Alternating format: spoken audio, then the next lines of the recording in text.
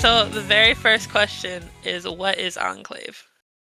Yeah, nice and easy. We'll begin with that. Enclave is an entirely diceless new tabletop role-playing game with a proprietary system. It's not based off of anything. Enclave is played entirely in one-shots. Player characters are all agents of a shadowy mercenary organization at the heart of an infinite world, and every time you play, you are sent on a mission in the Enclave's name somewhere in this infinite world. It's fast, it's highly social, and it has a lot of stakes. For example, we do not have HP, and as such, injuries can be extremely scary and will debilitate you in entirely realistic and believable ways. Uh, that is a quick summary of what Enclave is, though, of course, I'm happy to go into more detail. So what is your main inspiration behind a diceless role-playing game like Enclave? Yeah, so I have a very unconventional background in tabletop.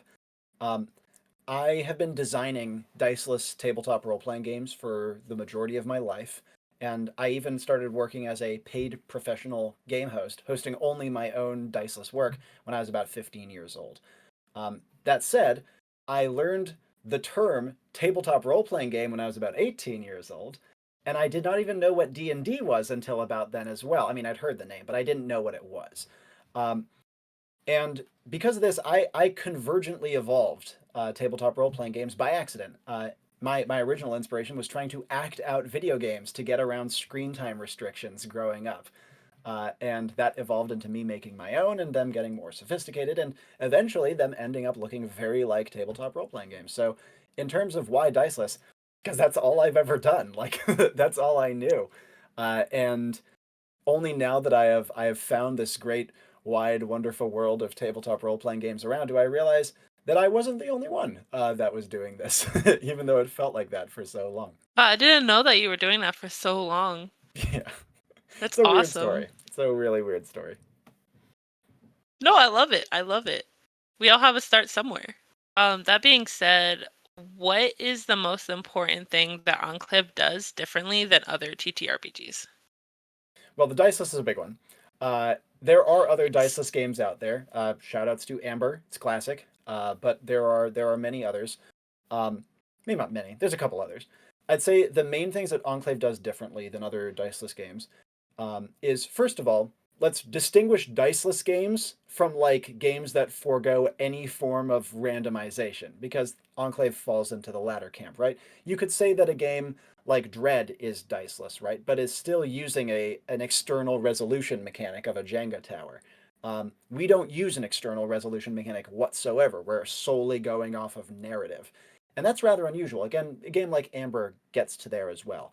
Um, but the other thing that I think makes Enclave so unusual is that within its diceless framework, it is extremely fast. Enclave sessions tend to be high octane, tends to be very high energy. Whereas again, a game like Amber or Wanderhome or something like this tend to be either for Amber like very strategic, very long form.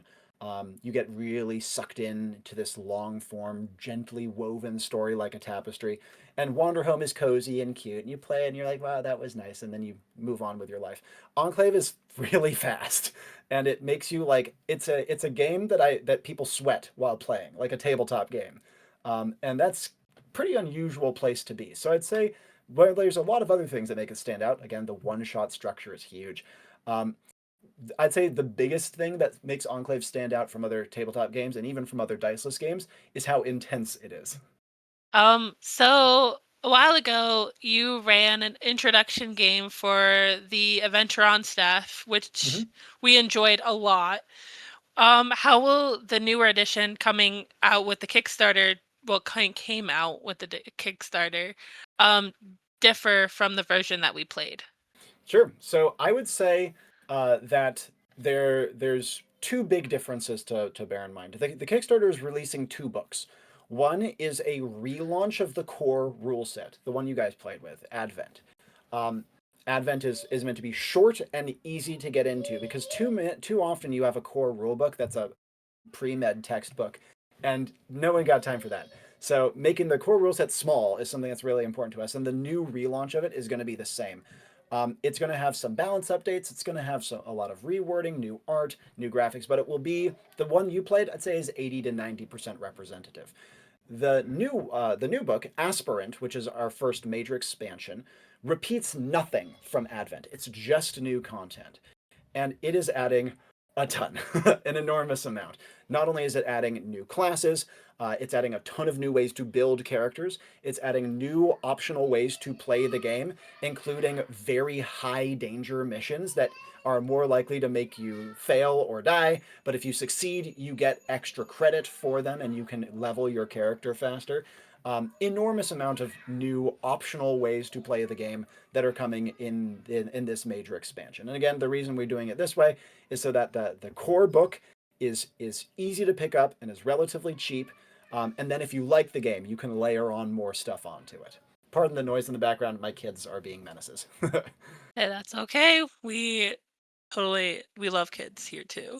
What is the current roadmap for Enclave? Anything exciting players should know? Oh God, what's not exciting? Let me pull up my page so that I can give you some quite specifics here. Yeah. So first thing to note is that I am hoping to have the PDF for Advent, the updated Advent, done by the end of the year if possible. Though January is my cutoff. So you should, if you're back in the campaign, you should be getting stuff for it fast. After that, I'm hoping to have Aspirant, the expansion, that PDF done by March-ish. And then after that, the books will hopefully be out by next summer. Again, this is my far this is like a rather generous timeline. I think I can do it faster, but I don't want to promise something I can't deliver. Uh, Beyond the fulfillment of the campaign, however, including all the cool merch and stuff like that, there is many more plans for the game. Not only do I have other plans for rules expansions out into the future, though that's several years out. I have plans for so many classes and just adding new classes to the game. Enclave is a game that can support an arbitrarily large number of classes, even though Advent only has 6, the core rule set, and then the expansion Aspirant has another 6. Our my own personal notes, my own projections have well over 100 more classes planned. Oh Probably wow. approaching 300, in fact, of which about 100 I have a lot of notes on, and actually I could probably release tomorrow if I needed to. Uh, in fact, for the Kickstarter, I have stretch goals for 24 additional classes that could make their way into the game. Though it's looking like we might hit 1 or 2, because obviously these you have to space them out, right? Um, but on top of that, our wonderful Discord community loves making classes. Absolutely loves it. And I actually will pay out of pocket to commission art for these classes, work with the creator directly to make them full releases for the game. And not only right now can you actually pick these up by playing on Discord for free, but eventually I'd love to make actual proper supplements for these and have a full book that is just community made classes. Because they're good. They're really good, in fact. And classes in Enclave are great because, again, they're optional. You can just get which ones you want. The game can support an arbitrarily large number of them. There's enormous design space. Classes all feel completely different. And on top of that, even if you never play the class, just picking up a class gives you the ability to get its gear and abilities for your own characters. Because in Advent, you can get gear from other classes as you level. In Aspirant, you can also get abilities off of other classes as you level. So if you want to play a librarian that techs into the ability standoff on the gunslinger, you can do that. And so even if you don't play the class, you will have all of their options available for you for your own builds. I love that the community is also involved. Wildly I involved. think I have a that's awesome. fantastic community. They're great. Talk more about communities. How does Enclave handle player-made homebrew content like custom races or enemies? Is it easy to create homebrew in Enclave? So one of the fun things about Enclave is that we don't have specific races in Enclave. Instead, you can do almost anything with a given character. The character's aesthetics, their background, these are all things that are part of character creation. You can do almost anything with it. We have a character that is 50 rats in a trench coat.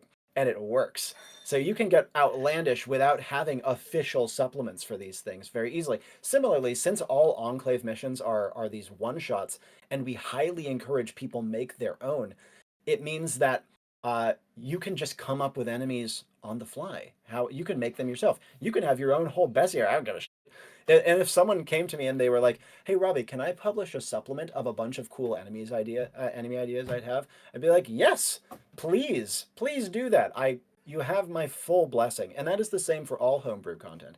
I've heard people say, "Oh, could I like hack Enclave to actually use a die?" I'd be like, "Bleh, yes, you can do that. Like, I'll let you do it."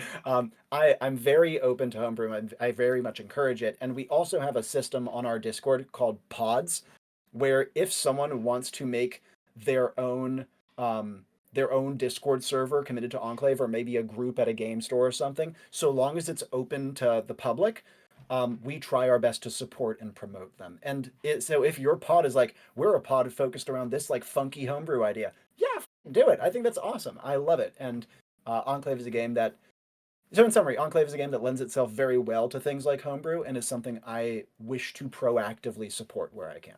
You shared with us that you are a professional game designer and have designed other Diceless role-playing games before Enclave. Yeah, a Is lot. there a particular thing Diceless RPGs can accomplish better than games that use dice to determine outcomes? Yeah, I'd say a lot actually, and this might be a controversial take.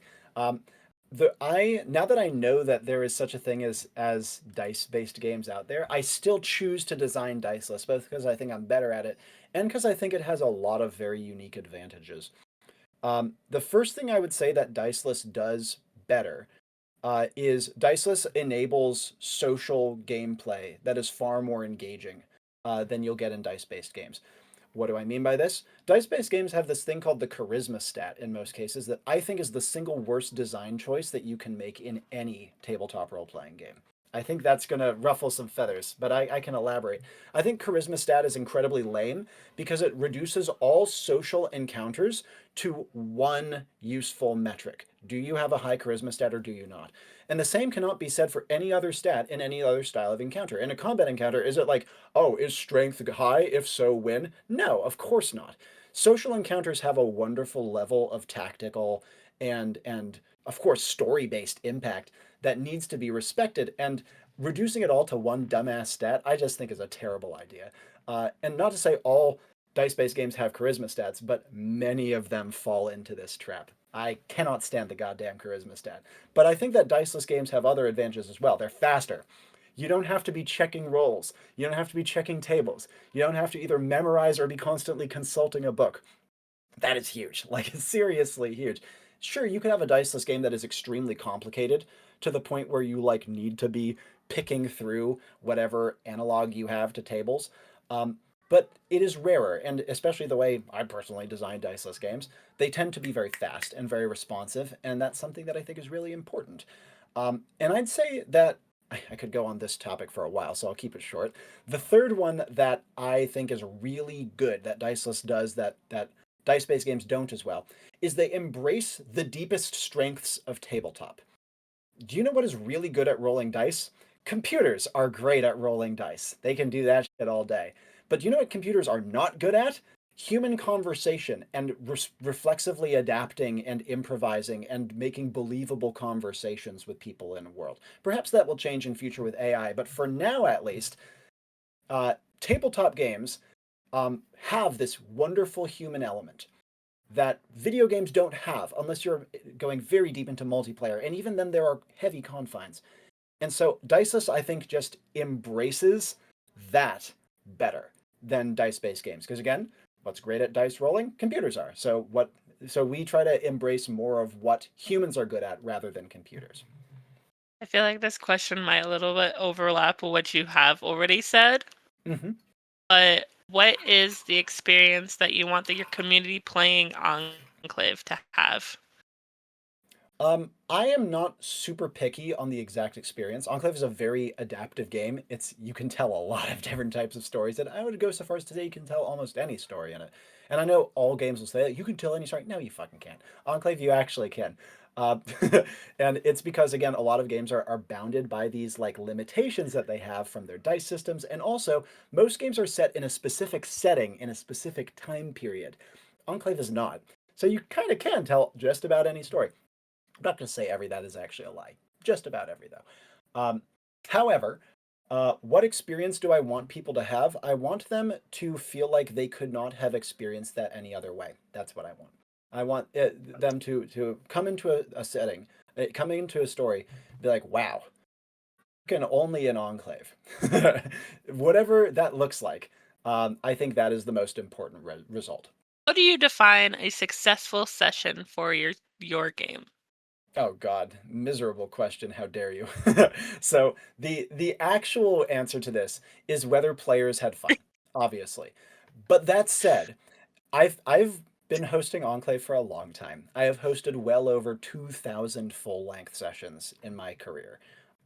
That's a lot, and I have very strict personal guidelines that I try to follow.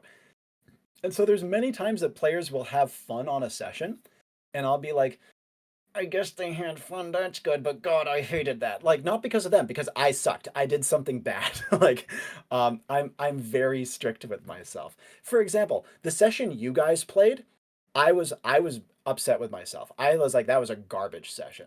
I would rate that as like a D tier session by my standards. But if you guys had fun, great. That's all that matters. And so sometimes you just have to suck it up and be like, did people have fun? Do people want to play again? Those are the two important metrics. Everything else, whatever. I'll live with it, even if it keeps me up at night. Hope they're not keeping you up at night. No, not really. I've had too many failures over the years for them to keep me up at night anymore. Robby, first off, congrats on your upcoming Kickstarter campaign for Enclave. It's live. We are doing it. You know, congrats. How would you describe the journey from inception to Kickstarter? Well, Enclave has been around for a very long time. I've been working on this game for over 12 years at this point, and the earliest, we just had our 12th anniversary actually in September. The first recognizable Enclave mission, um, first full recognizable Enclave mission in its earliest proto-alpha sort of form, occurred in 2013 on September 25th. And we celebrate the anniversary every year. And I actually went on to play the game in this like very in-depth pre-alpha community for about 8 or 9 years. We had no written rule set. It was entirely passed on through oral tradition. And the only thing we wrote down were the classes. And we actually had over 130 full classes. The game was also very complicated and very big and way denser than it is now. So I had to go from this, but the thing is, that community didn't want anything else. They're like, no, we want the dense. We want this. We want what we've been playing for all these years. So I had to kind of like step back from that, strip the game down to the point where it was like way more viable for general audiences, I suppose. Try to put to words what I had been doing instinctively for years, almost a decade. And so the time it took me to go from the pre-alpha to actually publishing the original V1 of Advent through a small Kickstarter, that was about a decade. And then from that point to here was 2 years of having this Discord community playing just Advent, just that, which by the standards of like early Enclave is painfully simple, and yet it's awesome, and it captures what's great about the game. And now to here, where I'm trying to escalate Enclave and take it to the next level with a much more big scale, much more legit Kickstarter, trying to figure out how to make advertising work, the bane of my life. It has been a wild road, and I would say the quick summary I would make is I got stuck in pre-alpha for way too long. Way too long. We did cool things, we told awesome stories. I'm really proud of what that game achieved, but I needed to get past that sooner rather than sticking with this like diehard community who loved that version of the game, even though it was not the version of the game that could succeed beyond that tiny group. Hope that makes sense. For me, at least, it makes sense. Yeah. How do you handle conflict resolution without dice? Yeah, that's the biggest question. It's an easy one too, fortunately. So there's a couple answers to this. The easy one is we do it purely through common sense and storytelling logic. As a vague rule of thumb, imagine you're watching a movie and a character does something and you're like, oh, off. That's a good example of the sort of thing that wouldn't fly in Enclave.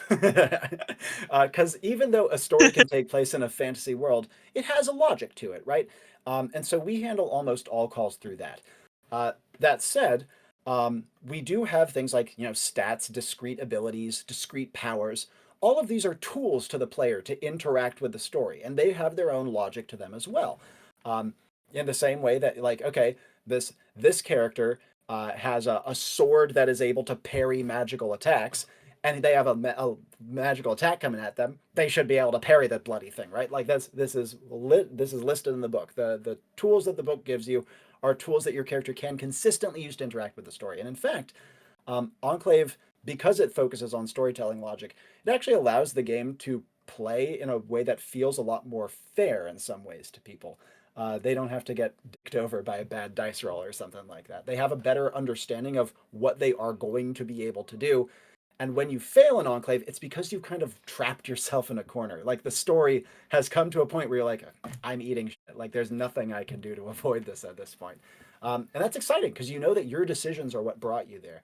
Now, that said, there are a small number of times when you play that you, as the host of the game, we call our hosts conduits. You, as a conduit, genuinely have no idea what the correct outcome is on a given call. We call these swing situations. And in a swing situation, rather than flipping a coin or whatever the hell, we ask ourselves three questions. One, how well has the player described what they are doing? And if they described it better, could I be convinced? That's really cool by itself because it means that if you're a talker, then you can be like, okay, let me sell them. Let me give a great performance and get the outcome I want. So it's a skill check effectively. Two, would one of these outcomes kill the story in its tracks? Be too easy, or too much of an anticlimax, or too much of a lame payoff? This one's a little looser. It's not usually the be all end all. The description one is very important though. The third one, and I'd say the most important, this is the true be all end all decision maker. If all else fails, is you say, how much has the player made this session better as a person? Are they trying to stay in character? Are they trying to keep good etiquette? Are they bigging up their teammates? Are they excited and invested? And do I want to play with them? And if so, you give it to them. If they are fulfilling all these wonderful intangibles that make TTRPGs great, you give them the benefit of the doubt when literally all else fails. And that is awesome. That is really nice to do because not only does it mean we can proactively reward people who are actually pleasant to be around and play with, which I personally think all TTRPGs should do. It's a social game. It is a social encounter. Why do we have to proof our games? Just tell them to fuck off and don't play with them again. But more importantly, um, what this does is it means that if you are trying, if you are putting in effort, then you can actually get a reward in these swing situation payoffs. And I think effort is one of the most important things to go off of. It's not saying, oh, only good talkers can play Enclave, only good actors can play Enclave. No, not at all. If you're trying, we can reward you. But again, this is quite rare when these sort of things come up. These swing situations are less than 5% of all calls made, and many missions go by that I never have to make a swing situation. But having it in the back pocket is quite nice. And you might say, well, you're giving your players the benefits of the doubt. Doesn't that mean the game is easy? Opposite. It means we can make the game harder because not only is a random die roll not going to fuck you, but more importantly, these good players are getting the benefit of the doubt in these swing situations, and so you can make the game substantially harder to challenge them, to push them, to get them to the point where they're like, God, I hope that I can squeak through this on a swing situation, because that is exciting, and you can do stuff at level 1 in Enclave that you couldn't do until level 7 in D&D. You may have heard of Daggerheart TTRPG game that came out recently from Critical Role and Darting Press teams, which is considered a narrative-driven game in the modern tabletop space. How do Enclave's mechanics support narrative-focused play, especially when it comes to in-character roleplay? Yeah, Daggerhead's an interesting one. Um, might be controversial to say, but I think Daggerheart's a bit of a flash in the pan, to be honest. Um, because at the end of the day, what did they go with for their own campaign? Well, they went with D&D. Probably because a lot of money traded places behind closed doors. But at the end of the day, it shows that their own system was not the focus. And I think that is, personally, I think that's a huge mistake. But at the same time, Daggerheart's a cool game. It does cool things. Though I would not really argue that it is narrative first. I think it lends itself well to narrative driven stuff. But at the end of the day, if you are using die rolls to resolve encounters, there's only so much the narrative can drive. Perhaps an unfair assessment, but when you compare that to something like Enclave, where not only is every single call made based on the narrative, based on the common sense and storytelling logic of the situation, based on these swing situations, which are all narrative in the way I just described.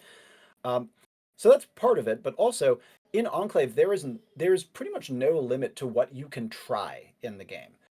Your character has a set toolkit of things that they can do, but that's just like the discrete, weird supernatural stuff. You can attempt just about anything, and especially anything that falls within the realms of again, common sense logic.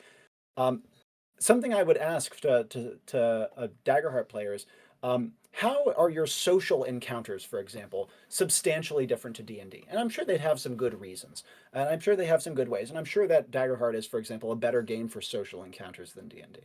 Um, Enclave is objectively a very socially driven game because, again, not only do we not have something like a charisma stat that will just invalidate half of social encounters, but I'd say more importantly than that, um, social play is incredibly integral to the way that Enclave functions. You are not only so vulnerable and have a bunch of these social adjacent tools, but also NPCs are people in Enclave and can behave incredibly realistically, incredibly responsively, and can be manipulated in a much more enjoyable way, to be perfectly honest. And so I'd say that how is Enclave a more narrative game? Is I'd say less of a less of a question to how is it not a narrative game? Like it's a narrative game in every element of its being, and I don't really think it could be anything else. How do you test pacing to ensure that the session doesn't feel stagnant? Mm. Um, I think uh, it's a really tough question. I'd say that pacing is the single hardest thing to do in Enclave, um, by a lot, because uh, when you are playing Enclave, you are as a conduit, as the game designer, the game host, you are up against a clock. You have one session to tell your story, and so you need to have a pretty satisfying beginning, middle, and end, or whatever storytelling convention you're going to use to make that happen. Now, there are things that Enclave does that helps you cut around it. For example, we don't have travel time in Enclave. You are teleported straight onto your mission and teleported straight off of it afterwards. That solves a lot of those problems. Um, a second thing that we have going for us is that we don't have shopping sessions. All elements of character progression, getting new stuff, that's all handled between sessions out of game. Um, Another element that I think helps quite a lot in Enclave is that because you are teleported directly into the mission, you as the conduit can say, rather than giving players this like long, slow build up to get to the point, which is fun, this can be cool, but it's slow. You can teleport them straight into the action, into the climax of a greater story, and they just help with that final push. Which is a great way of doing it and allows you to get to the meat a lot faster, as well as make players want more, which is obviously a good rule of thumb for storytellers in the first place, is leave your players wanting more, or your readers or watchers or whatever the case may be. I would say that the last thing that we try to actively help with in terms of pacing is we try to give people an idea of how fast missions should be in world time. When you play a D&D session, for example, that could be hours, that could be days even of in-world time. Um, in Enclave, the average mission is under half an hour of in-world time. That's fast. That's like really Oh, fast. wow. And so by trying to kind of pin people's expectations to a certain time frame, they can be like, oh wow, we're going fast. All right, knowing this, I'm going to go and I'm going to try this, and this. I'd say the number of times I have run a one session Enclave mission that encapsulated multiple days, or even touched upon multiple days, even in like the epilogue touched upon multiple days, I could probably count on one hand in the last 2 years. Um, and so it's by keeping sessions extremely fast, focused, and action filled. That is what we try to do. But then again, there are going to be play groups who say, no, we want the long form, we want it slow, we want it ambient. That's fine. You can easily do that too. But I'd say that the game is trying to funnel players towards these incredibly quick paced sessions. How do you encourage players to collaborate or compete in a diceless environment? Yeah, I'd say the biggest way to do it is the turn structure of Enclave, which is that we don't have one. Turns, instead of having each player have a turn, it's popcorn order. And you as the conduit can be like, well, this person's talking a lot and this person isn't. I'm going to go over and like spend more time with this person, that sort of thing. It's much more fluid and intuitive. And this does a couple of things. First of all, it means that instead of one person being like, all right, on my turn, pushes up glasses, gets ready their notebook, I'm going to do this, then they planned it out all in advance. Shut up.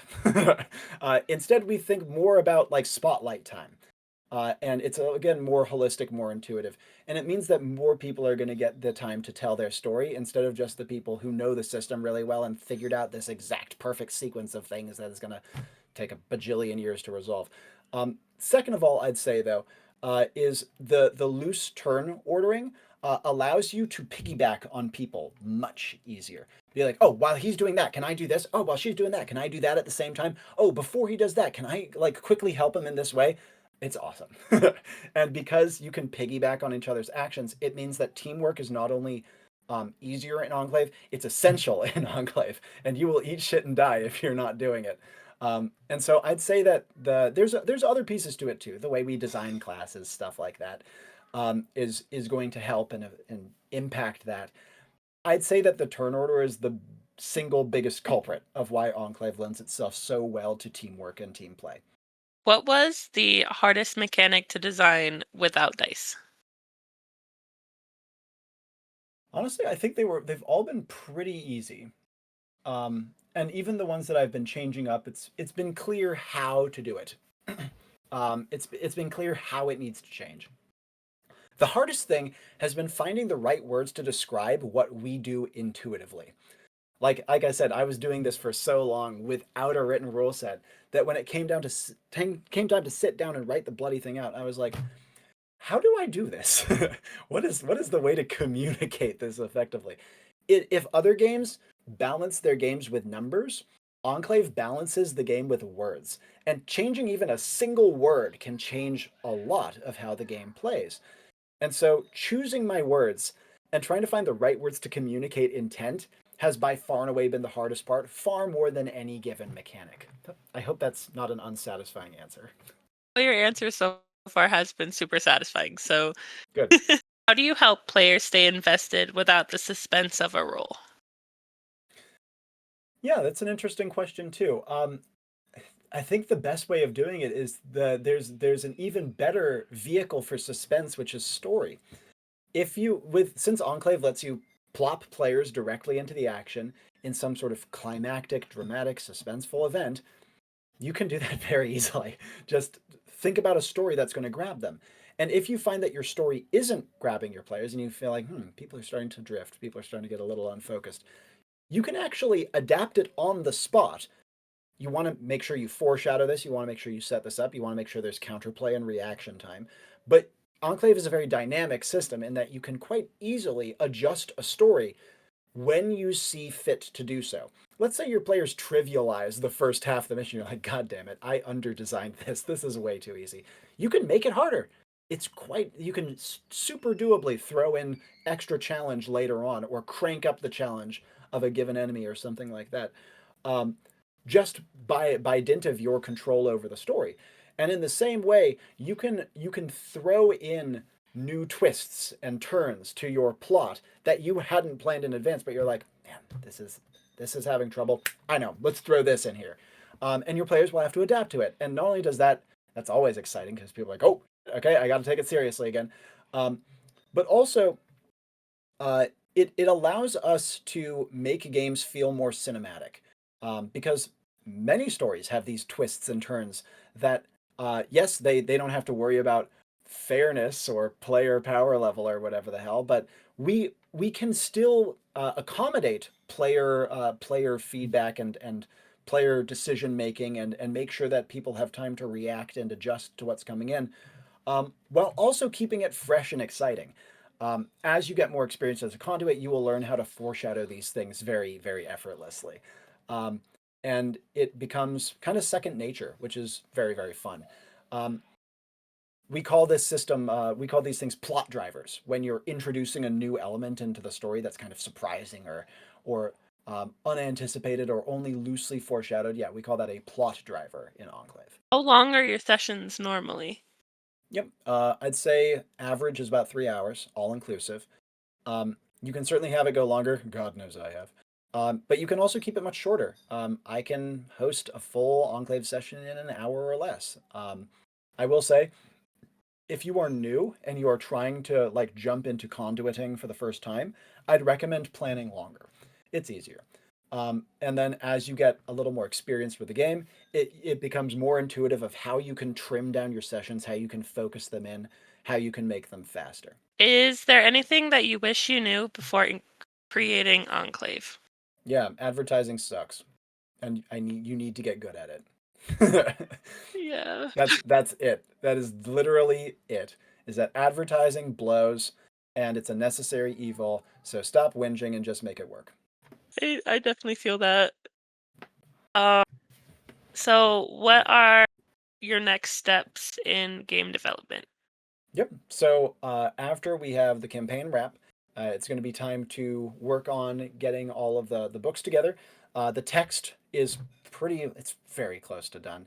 I still have to get the aspirant classes worked out. That shouldn't be too bad. Run it by the player base. Maybe let some of the people on Discord like take it for a spin early to help out with balance and stuff while I'm figuring out layouts, getting the last of the art worked out. We have a lot of the art done already though. But once fulfillment's done, skip all that stuff. Once fulfillment is done, the next step is going to be classes.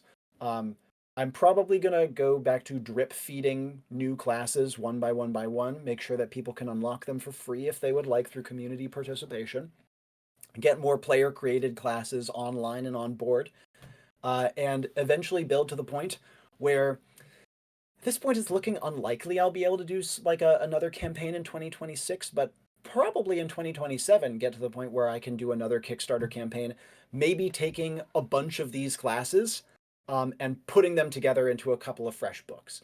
And at that point, I'll be able to fulfill that sucker really fast because we'll already have a lot of the content done. It will be like a compilation of them. Um, I think, I mean, dev speed is highly variable, but if I have it my way, we might be able to get to the point where we can have as many as 60 new classes available within 2 years. And I think that would be pretty awesome. My low ball estimate is 24 classes by 2027. I'd say 60 is high ball. Still a lot of classes. Hell yeah. And that sounds so fun.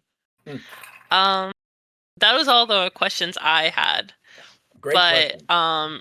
in celebration of the Kickstarter coming out and being out, and all the success that comes with Enclave, we over here in Adventurom have made November the month of Enclave, and anyone who runs Enclave games will get double points Awesome. for our leaderboard.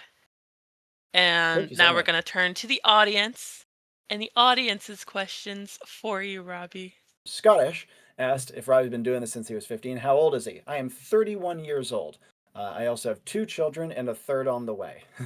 And so I've been working as a paid professional game host for about half my life. Then, what are some tips you have for world building in terms of world continuity? So in Enclave, you don't need to have world continuity. You can, obviously. But if you want to go to a different a different setting every single time you play, you can very easily do so. Now, if you wish to go to the same world multiple times, the things that I often recommend are as follows. One, try to make it so that if you have a revisit to a world, it is continuing the story of that world in a new direction. So it's not just a repeat of what people have already done. Um, for two, I'd say try not to plan too much going into it and allow the world to evolve organically based on what your players are actually doing in it. That is something I found is extremely rewarding. It makes people feel like they are building the world, even if you mostly are. And also, it means that players can recognize throwbacks to earlier sessions and be like, oh my God, it's that. That's what that means. That's what that's evolved into. It's so exciting. So I'd say that's another huge one for me, at least.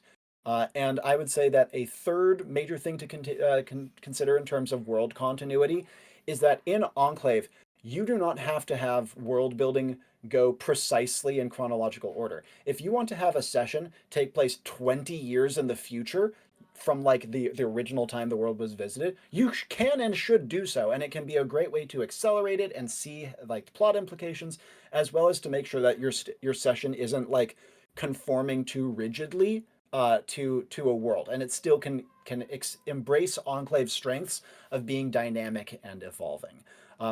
I hope that that is a a useful answer to that question. Happy to elaborate if need be. Sure, yeah. Scottish asks, is there going to be a website like D&D Beyond or archives of Nethys for homebrew and characters? Yes, there actually already is one. We have a fan-created website called Agent Resources, which allows you to create and house character sheets.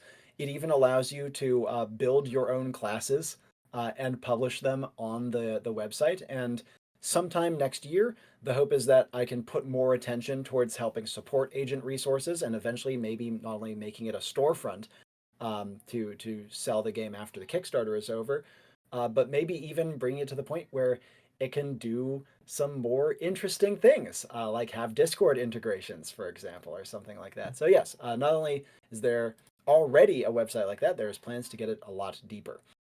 Um, uh, do I have some form of SRD or GRD? I actually do have an incredibly simple, like text-based quick start, but I do plan on updating it.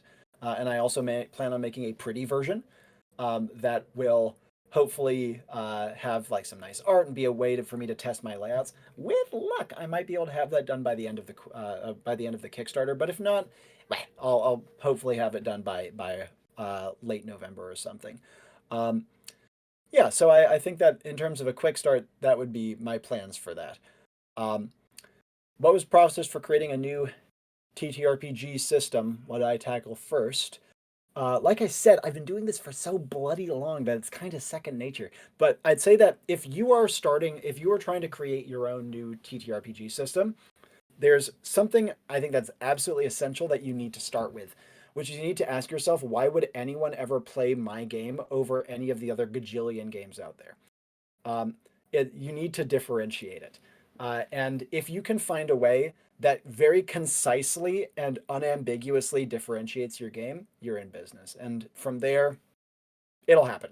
Like I said, with Enclave, I think even though Enclave is weird and like inspires strong feelings, the fact that it's so easily differentiated is a huge selling point. Do I plan to get Enclave insights such as start playing games? Maybe, probably even. I've thought about DriveThruRPG and Itch. DriveThruRPG is a shithead website that I hate, and yet it is probably a necessary evil to get onto it. Itch seems better, but I probably just need both in order to have visibility. And other things like start playing games seems totally valid. I just don't know enough about it. What is Enclave's position on paid third-party content for the game? I say, hell yes, please do it.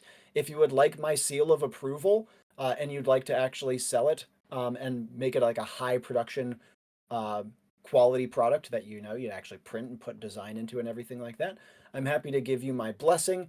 The only thing I'd ask is one, you include prominent links to the game in the very front of the book, and you make it clear that it is based on Enclave. And two, uh, I need a lot of transparency if you want me to give you my trust and my community. If it's someone who I know who's a part of the community, that's pretty much a given because I'm pretty sure you're not going to be a douche. But if it's some rando coming in, I'll be like, okay, I need to see like all of your plan here. I need to see your art. I need to see your layouts. I need to see most of it in advance because it's very easy to rip people off. And I want to make sure I don't put myself behind something that will rip people off. Um, Will Enclave has a consolidated online store for all things Enclave? That is a goal. We hope to update agent resources to do that eventually. For the now, it's going to be the Kickstarter, and then when the Kickstarter closes, it's going to be the pledge manager and like the late pledge store. I could ask you the questions and then you could answer them.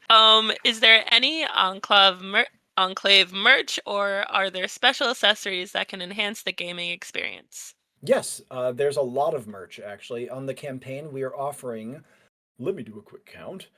1, 2, 3, 4, 5, 6, 7, 8, 9, 10, 11, 12 different types of merch. Many of our merch have multiple variants to it as well. So things like posters and art prints, you get to choose from a bunch of different selections for. Another interesting thing is that this merch is likely to be pretty exclusive to the campaign. Reason being is I hand make merch. I make it myself using a library makerspace. I've tested all of these things. I've even sold early versions of these to players at live events.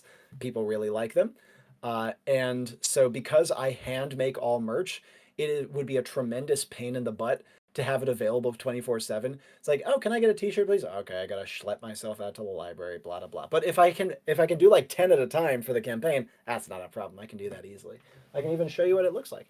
Let me grab my Ooh. This one came out a little faded, but I'll be able to have better pop in the future. Yeah. Handmade merch, baby. Oh, I love it. And the reason I do it this way is a couple reasons. First of all, t-shirts suck to get printed externally. And that's because you have to print, in order to make it worthwhile, you have to get like 50 of them. And then if you're selling them in different sizes, you have to get 50 of each size. Awful.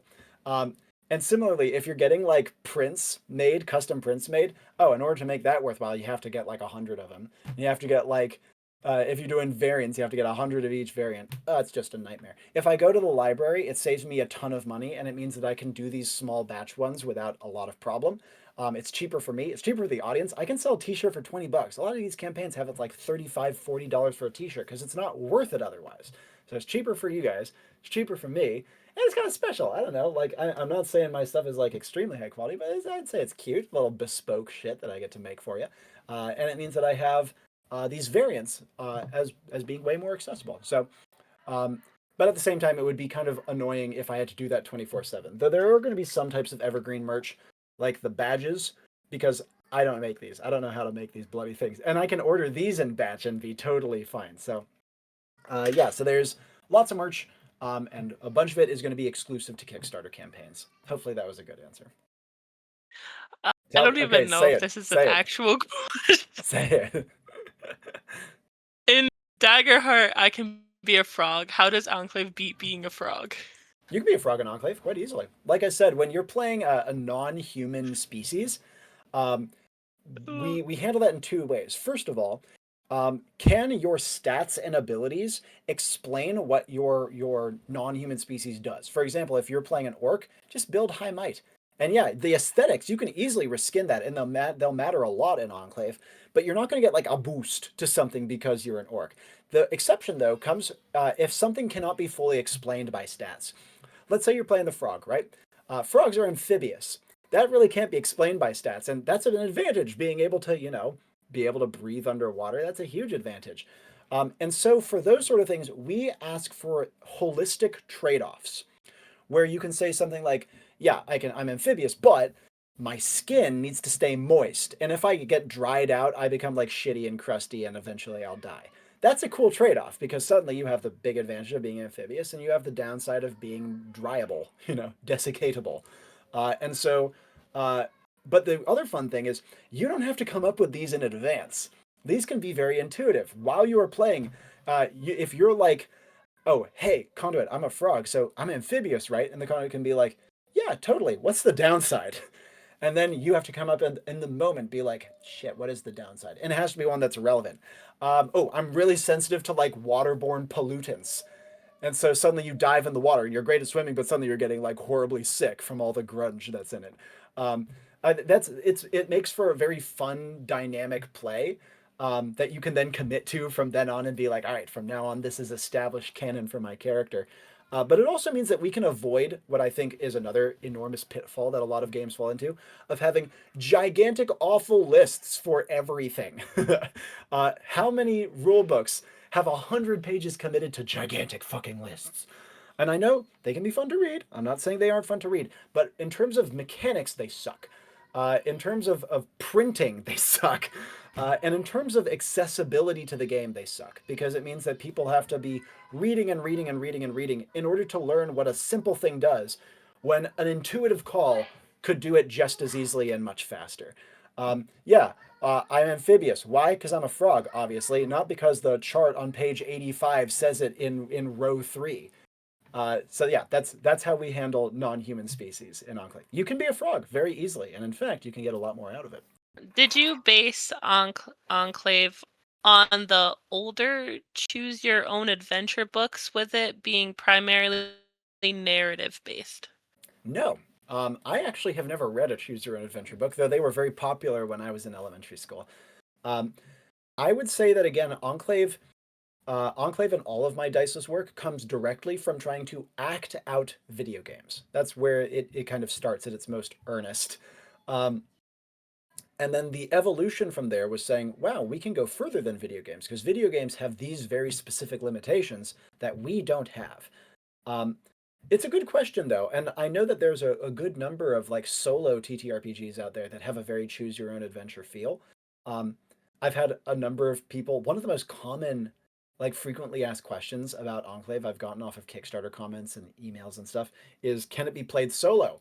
There's like this renaissance of solo RPGs, which is really cool. But I will say, if there's one thing I'd say Enclave absolutely cannot do, it cannot be played solo. You'd need to bring in like an external engine or an AI DM or something like that, because Enclave is an intensely social game, and all of its mechanics lend itself specifically to being social.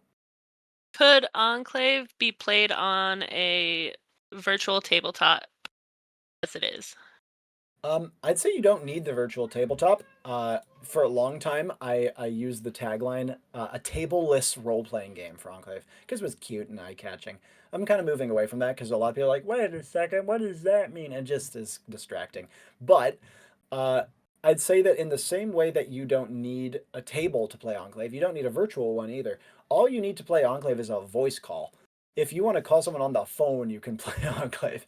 If you want to, like we're doing now, a Discord call with videos on, that's how we normally play Enclave with no need for something like a virtual tabletop. Now, maybe if you want to be like, well, what if I want to make like a big pretty map? Could I do that and play Enclave? Yeah, you could. I'd say that you could. I would recommend against it though, because it misses one of Enclave's biggest strengths, which is how fast it is and how agile it is. I'm gonna reach and grab something blind and see if I can get it, which is one of my notebooks, so I can show you the sort of notes that goes into hosting an Enclave mission. Yeah, I got the right one. Because if you are using a virtual tabletop, it's going to take time for you to create a lot of the components. It's going to take time for you to make the map. It's going to take time for you to make it perfect, make it beautiful. Here's what an Enclave map looks like in my notes. See that? That little piece of shit? That's all you need. And I only have a map for like 1 in 20 missions, I'd say. In terms of the amount of space, like here's all the notes that I took on a given mission, including that map. That's a whole mission right there. Here's another whole mission. This was a small one. Entire mission, all the notes I needed. And so I think that if you bring in a lot of these external doodads like a virtual tabletop, could you do it? Yeah, I bet you could even have a lot of fun with it. But I think it would lose out on one of Enclave's main selling points. With it being narrative based with a lot of one shots, how do you approach more important encounters? Yeah, so if you are approaching like a major enemy or a serious threat, you want to think about them like a puzzle. It's a puzzle that is solved through combat. So let's say I am creating something basic, like a dragon or something. The first thing I would ask is, why am I making a dragon for these player characters? Let's say I have a mission with like a gunslinger, a thunderbird, and a librarian on it. So I say to myself, all right, what is a dragon? Why does a dragon matter to these characters? For a librarian, the answer is they're probably boned if they have anything to do with it. So I need to make sure that the librarian has other stuff to do and the mission isn't just about defeating the dragon. Or if it is, maybe defeating the dragon comes with finding some sort of profound ancient knowledge that it hides within its hoard. So they have to like get the librarian, like protect the librarian so they can figure out how to kill the bloody thing. But then for a gunslinger, dragon gunslinger, that's actually a pretty good match. The gunslinger has range after all, and a lot of power at range. And so they could probably do some damage to the dragon if presumably it is in the air. For the Thunderbird, Thunderbirds like flying. That's something they're good at. They're good with weather. That's something that can affect a dragon. So yeah, that's an enemy that could be valid for them. But even then, I have to think about a lot of things. For example, how big is this bastard, right? If this dragon is like the size of a house, a little gunslinger bullet is going to do shit to it. Maybe if they get in the eye, but even then, that's a tough shot, especially if the thing's flying and wheeling about. They'd have to either sneak up on it or get a really perfect shot or something like that. Um, and so I have to think about that component of the enemy. I also think about, well, is it even flying? If I'm dealing with a gunslinger and a thunderbird, probably, because that's an enemy that those two will be well matched against. But um, I can also think to myself, well, how much? Is it going to start on the ground, start in the air? Another thing, does it breathe fire? If so, what does that serve? Is that something that a gunslinger and a thunderbird could engage interestingly in?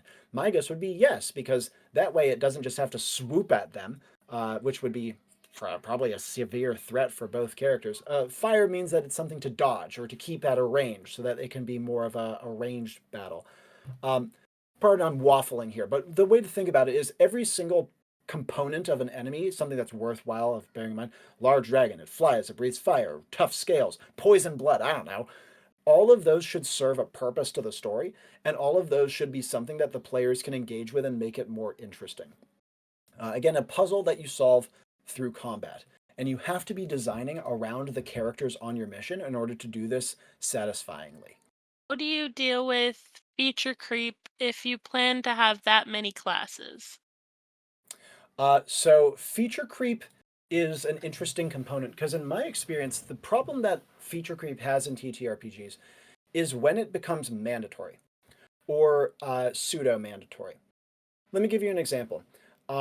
As soon as you introduce a fun mechanic, and everyone's like, well, this is the way to play the game, um, there's also an assumption that even casual players need to adopt it or they will be left behind. That's part of the reason that we are structuring Enclave the way we are, with this core rulebook and then an expansion and then later expansions, each introducing incremental levels of optional complexity. So that way, let's say you're a relatively new player and you have an experienced player who's like, all right, you want to play Enclave? You're like, great. Let's start with this one. And you hold up Advent, the core rulebook, and they're like, oh yeah, I can play Advent. That's just like the stuff I play, but without a bunch of the complex stuff. So that experienced player can still play with the new player at their level, no problemo, and then introduce the complex stuff over time as that new person gets invested. And this is something we emphasize very heavily in the Enclave book. Um, Similarly, with all the new classes and stuff, these are optional. And let's say as a player, you're like, all right, can I bring my whack ass character on mission? Can I bring my zoologist on this mission? And your conduit is like, I don't know that class at all, and that sounds like kind of a headache. Can you play something else? And they're like, and you can be like, yeah, easily, because it's a one shot. You can have a bajillion characters. You can have a whole stable of characters. So if someone isn't up for one of them, you can play another. Um, and so, in summary, I think that feature creep is a problem when it is mandatory and when it gatekeeps the experience. When you introduce all of these new features as being modular and optional, and they are staggered as such, and the game lends itself to being again dynamic and quick and focused on one shots, it means that the features are not baggage. And they're not something that will stop someone from enjoying the game. They will just help them enjoy it more and more and more as they get more into it. That would be my answer. Has there been a moment as a conduit that stun locked you from a player? Nice. Uh, many. Um, One of my favorite experiences as a conduit is when a player does something that's really cool and really unexpected, and I actually have to stop and think about what should happen. Because again, I've been doing this for a long time, so it's not super common that I'll go like, oh, I got to think about that one. And frankly, when it does happen as a conduit, you can play it up. You can make the player feel excited. They're like, oh my god, I got Robby to think about it. That's so exciting. And you can even make it. You can add stakes and tension in that deliberation. You'd be like, let me think about that. And even if you know the answer, just wait. Just wait. Let them like sizzle, and then you can hit them with the outcome. Um, so in summary, yes, there are quite a few times that people will hit me with something I just did not frickin' expect. Um, in fact, a mission I hosted yesterday, um, on the Enclave server, had a moment like that. I'll be uploading that today. It was a frickin' brilliant mission. Um, it's hard to name just one. Yeah, it's really hard to name just one moment. And even if I could, there's so much context behind them that I don't know if it would be satisfying. I'll give a brief example from yesterday's mission. A class called the Vessel. They have an ability called Embrace Darkness, where they are possessed by an evil entity, but they gain enormous power. The evil entity can very minimally be controlled, however, and so they're likely to hurt allies and other things in the process. And we had a Vessel who managed to channel in this Vessel is like Pinocchio-ish, right? Like a little puppet who wants to be a real boy, very childish. Um, and they had been spending this mission bonding with another child and learning about this comic character that the child really liked. And when they used Embrace Darkness, they managed to channel the evil spirit into kind of incarnating as this comic book character, but like a twisted version of it instead of it possessing themselves. Really, really unusual call. Didn't expect that at all. Goes from like a thing where you are possessed by an evil spirit to then summoning a body for the evil spirit to inhabit, and it took me off guard. Didn't expect it.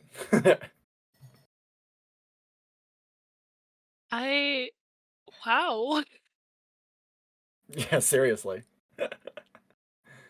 That that actually sounds really cool though. Oh yeah, and it'll be out. It'll be out quite shortly. And this was a mission that had two extremely experienced players on it, and one who's only been playing for a month. And she took to the game beautifully and is now doing extremely well. But it wasn't her first mission, you know what I mean? So I'd say that even for very new players to the game, you can experience these like holy shit moments of something incredibly cool and unexpected happening. And I'd say it happens a lot more in Enclave than you might find in a lot of other TTRPGs. Not because and simply because of how fast Enclave plays, and how it gets you straight to the action and um, doesn't leave you to figure out the build up by yourself. Well, that looks like that's all the questions I have from the audience. I thank you again, Robby, for coming and hanging out and answering some of our wonderful questions we had for you about Enclave. In that case, all I will say is thank you so much for having me. It's a pleasure getting to talk to you. It's a pleasure getting to be here. I've had a great time sharing the game. If it's all right, I'll post the link in chat or something like that if people want to go and check out the KS. And feel free Oh yeah. to spread it around wherever you would like. Yeah, we are almost exactly halfway through the campaign. We're on the second half at this point, and there's still plenty of room for us to be able to grow.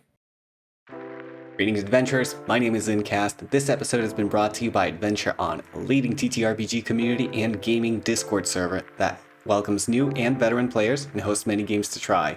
We want to thank Robby for taking the time to speak to us. As of the moment of the recording, their Kickstarter has surpassed their funding goal by 4 times. They have a lot of interesting things cooking up. If you would like to learn more, check out the link in the description. And let us know in the comments, is a Diceless TTRPG something you've tried? Is it something you would like to try? Is this blasphemy to the dice gods? If you like this video, leave a like and share by applying 1d4 bludgeoning damage to those buttons. Take risks, dream big, and adventure on.